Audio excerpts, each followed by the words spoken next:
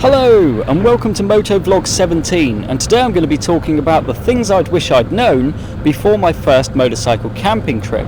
So we'll start with number one, and that is space. Now on a motorbike you're completely limited by the space you have, and obviously you've got ways to expand that space. You've got a top box, tank bag, panniers and even under seat storage. But when I started out I only had a backpack, which means I was completely limited to the stuff that I could carry on my back. And let me tell you now, that wasn't very much. So yeah, that's number one.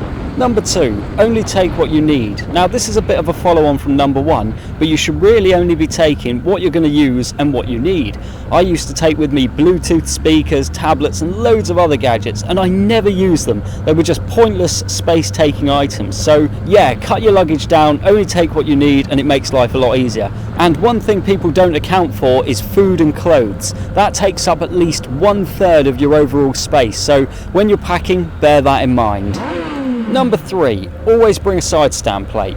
So I've pulled up to loads of campsites in the past, I put my side stand down and I instantly regret not bringing the side stand plate. Without it, my bike's going to sink in the mud. So you can use a rock, or you can use a crushed soda can or a tobacco tin lid, but ideally you want to keep something under your seat that's ready to go all the time. So yeah, carry a side stand plate. Number four, buy your food locally. It can be very hard to keep fruit, vegetables and meat cold sometimes, especially when travelling long distances, so it makes more sense to buy it locally. Number five, make a list. Now I use a list for every camping trip now just to make sure I've got everything with me, but when I first started out it was kind of hit and hope, and then sometimes I'd turn up to a campsite and I'd be missing tent pegs, I'd be missing a mattress. There's all sorts of things that can go wrong, so if you've got a list you should be okay. Number six, don't carry too many tools. Now I know from experience that there's only a certain amount of things that you can fix at the side of the road, and most of the time you're going to have to call out the breakdown and recovery services.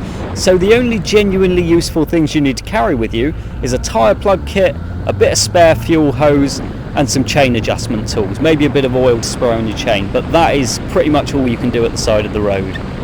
Number seven, things do break, so be prepared. And for me that's usually an airbed getting a puncture, so I carry a repair kit, or tent pegs getting bent when I'm trying to put them in the ground, so I carry extra tent pegs. But yeah, you always want to be prepared. Number eight, at night don't leave the tent door open with the lantern on. You'll get a tent full of mosquitoes. Number nine, make time to enjoy the camp spot. You don't need to rush around or speed cook your food, just take a moment, relax and enjoy where you are.